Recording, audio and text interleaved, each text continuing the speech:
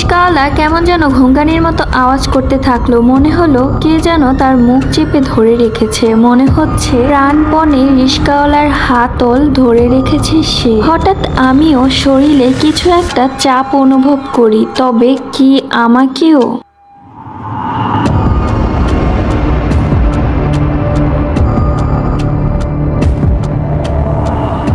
Hello guys, আমি জান্নাত আবারও চলে এসেছি তোমাদের জন্য একটি লোমহর্ষক ভয়ানক ভূতের স্টোরি নিয়ে। আজকে আমি বেশি কথা বাড়াবো না। তোমরা যারা আমার চ্যানেলে নতুন আছো অবশ্যই চ্যানেলটি সাবস্ক্রাইব করে দিও। অ্যান্ড হ্যাঁ, স্টোরি শেষে অবশ্যই বলতে হবে যে আজকের স্টোরিটা তোমাদের কাছে কেমন লেগেছে। তাহলে বেশি কথা না বাড়িয়ে স্টোরিতে যাওয়া যাক। বটতলায় যখন নামলাম তখন রাত 12টা। বাসটা চলে যাবার সঙ্গে সঙ্গে আমি অন্ধকারের সাগরে নিমজ্জিত হলাম। মিনিট দুয়েকের মতো চোখ বন্ধ রাখলাম অন্ধকার মানিয়ে নেওয়ার জন্য। তবুও আশেপাশের কিছু চোখে পড়ল না। কি ভয়াবহ অন্ধকার। বেশ অনেকদিন পরে গ্রামের বাড়িতে আসছি। এখান থেকে 1.5-2 কিলোমিটার দক্ষিণে আমাদের গ্রাম। রিক্সা হচ্ছে একমাত্র বাহন, কিন্তু এত রাতে রিক্সা পাবো কিনা সন্দেহ হলো। বাড়ি যেতে আবার দুটি বিশেষ জায়গা পার হতে হয়, যেগুলো গ্রামের কিছু লোকের ভাষায় দেওদানবের আবাসস্থল বলা যায়। যদিও এইসব কথায় যাবৎকালে ফালতু বলে উড়িয়ে দিয়েছে। 20 শতাব্দীর এই দিনে এসব কথা হাস্যকর মনে হয়, কিন্তু আজ এই পরিবেশে কথাগুলো বিশ্বাস করতে ইচ্ছে। দূরে কোথাও যেন ঝিঝি পোকা ডাকছে। শুনশান নীরবতার মধ্যে থেমে ডেকে ওঠা ওই শব্দটা ভৌতিক ভয়ঙ্কর শোনাচ্ছে। মনে হচ্ছে পৃথিবীতে আর কিছুর অস্তিত্ব নেই, আমি আর ঝিঝি পোকা ছাড়া, সাথে অন্ধকার।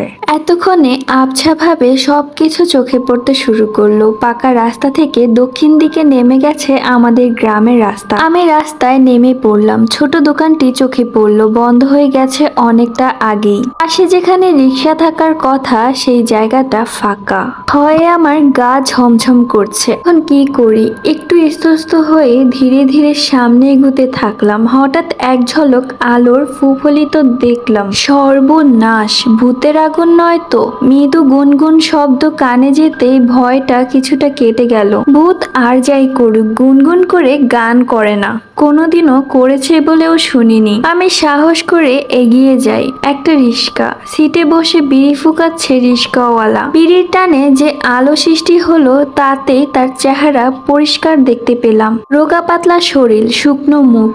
আশ্চর্য, বিড়ির আলো যে এতটুকু তা কল্পনাও করিনি। দিনের আলোয় কখনো বোঝা যায় না অন্ধকারে এইটুকু বিড়ির আলো কত উজ্জ্বল হয়ে জ্বলে। আমাকে দেখে লাফ দিয়ে নেমে দাঁড়ালো সেই রিক্সাওয়ালা। বিড়িটা ছুঁড়ে ফেলে দিল। বাইক যাইবেন? উঠেন।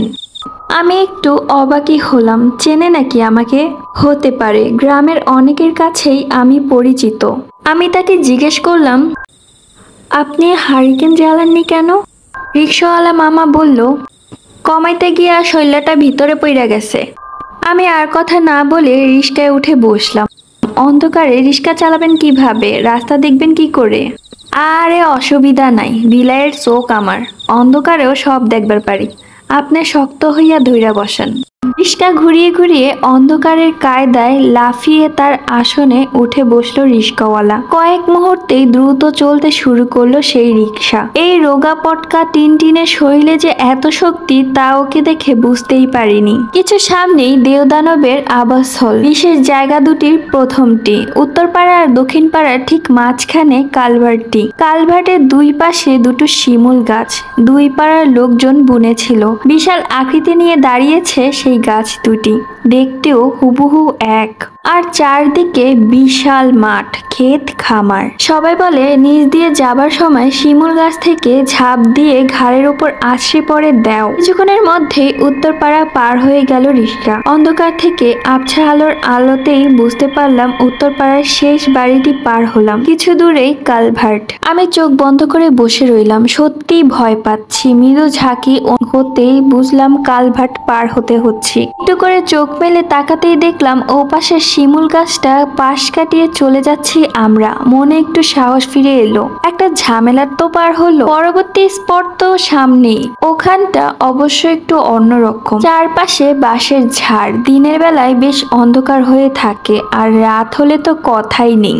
বাঁশঝাড়ের মুখে ওখানেও বড় একটা শিমুল গাছ দাঁড়িয়ে, কাকতালীয় ভাবে এটিও একই রকম দেখতে। রাতের অন্ধকারে গাছটিকে আরো ভয়াবহ দেখায়, মনে হয় বিশাল এক দৈত্য দাঁড়িয়ে আছে। এর সম্পর্কে নানা রকমের গল্প শুনেছি ছোটবেলায়, দিনের বেলাতেই যেতে গা ঝমঝম করে, রাতের বেলা ওখান থেকে গিয়ে নাকি বোবায় ধরে। বোবা বিষয়টা তা আমি এখনো কারো কাছে সঠিকভাবে জানতে পারিনি। অনেকে বলেছে বোবায় ধরেছে এই পর্যন্তই, কিন্তু এখনো এমন কাউকে পাইনি যাকে বোবায় ধরেছে, সবই শুধু শুনেছি।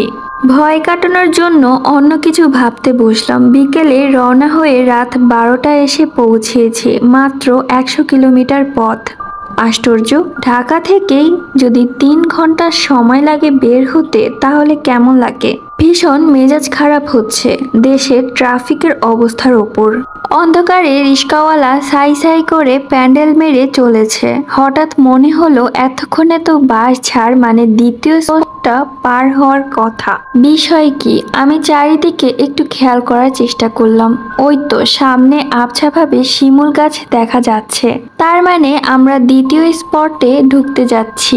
আমি দাঁত মুখ চেপে জুবু থুবু হয়ে বসে রইলাম। শিমুল গাছটা পার হবার পরেই আবার মৃদু ঝাঁকি খেলো রিস্কা। মনে হলো রিস্কা আবারও কালভার্ট পার হলো। আশ্চর্য, কালভার্ট তো পার হয়ে এলাম। ঘটনা কি? আরে এই তো এপারে শিমুল গাছটি। আবছা আলোয় দেখা গেল পাশ কাটিয়ে চলে গেলাম। কি ব্যাপার? এমন হলো কেন? নাকি ভূতের ভয়ে মাথার ভেতর ওলটপালট হয়ে গেল? একই জায়গায় বারবার আসছে কিভাবে? এবার আমি সচেতনভাবে তাকালাম। ছুটে চলেছে রিস্কা, এক মনে চালিয়ে যাচ্ছে রিস্কাওয়ালা। কিছু জিজ্ঞেস করব ইচ্ছে করছে না, বেকুবি হয়ে যাবে। আমি শহরের ছেলে, ভয় পেয়েছে শুনলে এই কথা রটে যাবে। ওই তো সামনে আবছা অন্ধকারে আবারও শিমুল গাছের অবয়ব চোখে পড়ছে। পৌঁছে গেছি এবার বাঁশঝাড়ের কাছে। আমি সজাগ দৃষ্টি মেলে তাকিয়ে আছি আমার বাম দিকে। শিমুল গাছটা পার হয়ে গেল, তারপর আবারও মৃদু একটা ঝাঁকি। আমরা তৃতীয়বারের মতো কালভার্ট পার হচ্ছি। আমার সারা শরীরের লোম কূপে শীতল একটা স্রোত বয়ে গেল। ভয়ঙ্কর কিছু একটা ঘটে গেছে, অথবা ঘটে যাচ্ছে। আমি রিস্কায় বসে প্যান্ডেলরত রিস্কাওয়ালার গায়ে হাত রাখলাম। বরফের মতো ঠান্ডা হয়ে আছে রিস্কাওয়ালার শরীর। আমি স্তম্ভিত হয়ে গেলাম। আমি চিৎকার করে তার পিঠে ধাক্কাতে লাগলাম। এই এই! রিস্কাওয়ালা কেমন যেন ঘুঙ্গানির মতো আওয়াজ করতে থাকলো। মনে হলো কে যেন তার মুখ চেপে ধরে রেখেছে। মনে হচ্ছে প্রাণপণে রিস্কাওয়ালার হাতল ধরে রেখেছে সে। হঠাৎ আমিও শরীরে কিছু একটা চাপ অনুভব করি। তবে কি আমাকেও? আমার শরীরের রক্ত হঠাৎই গরম হয়ে যায়। ভয়ঙ্কর বিপদের মধ্যে আমি হঠাৎ রেগে উঠি। আগেও কয়েকবার প্রমাণ পেয়েছি। আমি স্থান কাল পাত্র ভুলে চেঁচিয়ে উঠি। চেঁচিয়ে ওঠার সাথে সাথে আমার সারা শরীরে মনে হয় রাগের বিদ্যুৎ ছিলিক দিয়ে যায়। হঠাৎ ভয়ঙ্কর সাহসী মনে হয় নিজেকে। আজ ভূতের একদিন কি আমার একদিন। হঠাৎ তীব্র আলোর চোখ ধাঁধিয়ে যায়। সঙ্গে সঙ্গে মনে হয় কি এক বিরাট বোঝা নেমে গেল আমার ওপর থেকে। ওই কি হয়েছে? আবারও কারো গলা শোনা যায়। আবার সেই তীব্র চোখ ধাঁধানো আলো। একজন পথচারী বোধহয় আমার চিৎকার শুনেছে দূর থেকে। হাতে ছোট একটি টর্চ। এই আলোতেই এত তীব্র মনে হচ্ছিল। সঙ্গে সঙ্গে রিস্কাওয়ালা যেন সংবিত ফিরে পায়। ব্রেক কষে অল্পক্ষণের থামিয়ে ফেলে রিস্কা। আর একটু হলেই চলে গিয়েছিল খাদে। বেশ জোরেই জোর দোয়াদুরত পড়ছে। বেশ ভয় পেয়েছে বলে মনে হলো। আমি বলে উঠি, না তেমন কিছু না। ঘটে যাওয়া ঘটনাগুলো মানতে পারছি না। আবার বলতেও ইচ্ছে করছে না কাউকে এই মুহূর্তে। ভাই, টর্চটা একটু ধরবেন? আমি পিছনে তাকিয়ে লোকটিকে উদ্দেশ্য করে বলতে থাকি। পিছন থেকে লোকটি টর্চের আলো ফেলে। অল্প সময়ের জন্য চারিদিকে আলোকিত হয়। চারিদিকে তাকিয়ে দেখি আমরা পিছনেই বাঁশ ঝাড় ফেলে এসেছি। এই চলেন চলেন। আমি আবার রিস্কাওয়ালাকে তাড়া দেই। রিস্কাওয়ালা দূরত্ব রিস্কা টানতে শুরু করে। যত তাড়াতাড়ি সম্ভব এখান থেকে সরে পড়া ভালো। বড় বাচ্চা গেছি গো। রিস্কাওয়ালা শব্দ করে বলতে থাকে, আইসকা আমাবস্যার রাত, আমার মনেই আসিল না। কেন, আমাবস্যা হলে কি হয়? আমাবস্যায় দেওদানরা শিকার করতে বাইর হয়, একলা পাইলে কথাই নেই। ধুর, এইগুলো ফালতু কথা। বাড়ি গিয়ে ঘুম দেন তো, দেখবেন সব ঠিক হয়ে গেছে। মুখে বললেও মনে ভাবি সত্যি বোধ হয় বড় বাচ্চা বেঁচে গেছি। আজকার পর থেকে আর রাইতে রিস্কা চালামো না, নিজে নিজেকে বলতে থাকে সে রিস্কাওয়ালা। পরদিন একটু বেলা করে ঘুম ভাঙলো, কত রাতের কথা মনে পড়লো। দিনের আলোয় সবকিছু মনে হলো মিথ্যে। ধ্যাত, খামোখাই ভয় পেয়েছিলাম নিশ্চয়ই। সত্যি কি কালভারটা 3বার পার হয়েছিল? এও কি সম্ভব? দিনের আলোয় অবাস্তব মনে হচ্ছে সব। ভাবতে ভাবতে বাড়ি ছেড়ে রাস্তার কাছে দাঁড়ালাম। রাতে কাউকে কিছু জানাইনি, খামোখা ভয় দেখিয়ে লাভ আছে কোনো? রাস্তায় পাঞ্জাবি পরে টুপি মাথায় চাচাকে দেখে অবাক হলাম। কি হয়েছে, কোথায় যাচ্ছেন? আর বলো না, গতকাল রাতে ওই পাড়ার মোতালেব মারা গেছে, ওর বাড়িতেই যাচ্ছি। কথাটা শোনার সাথে সাথে প্রচন্ড একটা ভয় ঘিরে ধরলো আমাকে। মোতালেব কি রিস্কা চালাতো? আমি ভয়ে ভয়ে তাকে জিজ্ঞেস করলাম, আরে না, ও রিস্কা চালাবে কেন? জুয়া খেললেই কুল পাইতো না, আবার রিস্কা? তাই নাকি? একটা পাষাণ ভার যেন নেমে গেল আমার মাঝ থেকে। হ, বিদেশে আসিল কয়েক বছর, কিছু কাঁচা টাকা পয়সা নিয়ে আইছে, তাই জুয়া খেললে উড়াইয়া এখন। তা চাচা হঠাৎ মরে গেল যে? আর বলিস না, গতকাল রাত 12টার দিকে জুয়া খেললে বাড়ি যাইতেছিল, বাঁশঝোপ তলা দিয়া। ভূতে ধরছিল কিনা কে জানে, বাড়ি গিয়া জ্ঞান হারাইয়া পইরা যায়, তারপর আর উঠে নাই। কথাটা কানে যেতেই আমার পৃথিবী দুলে উঠল। সেই লোক নয় তো? টর্চের তীব্র আলোয় যে চক্র থেকে আমরা উদ্ধার পেয়েছি গতকাল রাতে, ও কি সেই চক্রে পড়ে মারা গেল? দিনের আলোতেই আমি আবার চারিদিকে অন্ধকার দেখতে শুরু করলাম। চাচাকে আর কিছু জিজ্ঞেস করার সাহস হলো না। যাই হোক, আজকের গল্পটি এই পর্যন্তই। দেখা হবে নেক্সট কোনো ভিডিওতে।